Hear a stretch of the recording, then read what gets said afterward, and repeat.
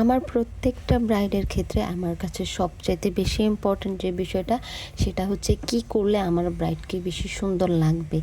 আমার ব্রাইডের প্যাকেজে কি ছিল কি নেই ডাজ নট ম্যাটার, আমার কাছে অলওয়েজ এটা বেশি প্রায়োরিটি পায় যে কি ইনক্লুড করলে আমার ব্রাইডের লুকটা আরও বেশি সুন্দর হবে। যেমন আমার এই ব্রাইডের প্যাকেজের লেন্স ছিল না, কিন্তু সে আসার পর তার চোখগুলো দেখে মাসাল্লাহ আমার মনে হয়েছে তাকে একটা গ্লসি আই লুক এবং একটা লেন্স পরলে অনেক সুন্দর লাগবে মাশাআল্লাহ। আমি তাকে সাজেস্ট করি এবং সেও রাজি হয়। সে আমাকে জাস্ট বুকিং দেওয়ার সময় সে যদিও আমাকে বলছিল অনেক কিছু, তার এটা চাই ওটা চাই, সে একটা পিকচারও আমাকে দেখাইছে, কিন্তু কেন জানি সে আসার পর আমাকে বলতেছিল একটাই কথা, আপু যেভাবে সুন্দর লাগে আপনার কাছে সেভাবেই করেন। এবং আলহামদুলিল্লাহ আমার সবগুলা ব্রাইড এটাই বলে।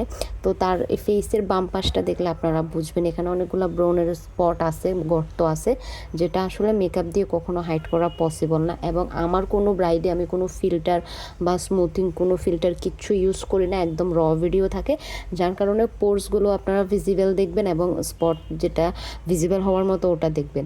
আর আমার এই ব্রাইডের প্যাকেজে ছিল হিজাব, সে পরে ঠিক করছে, সে হেয়ার স্টাইল করবে, আমি বলছি কোনো সমস্যা নেই করো।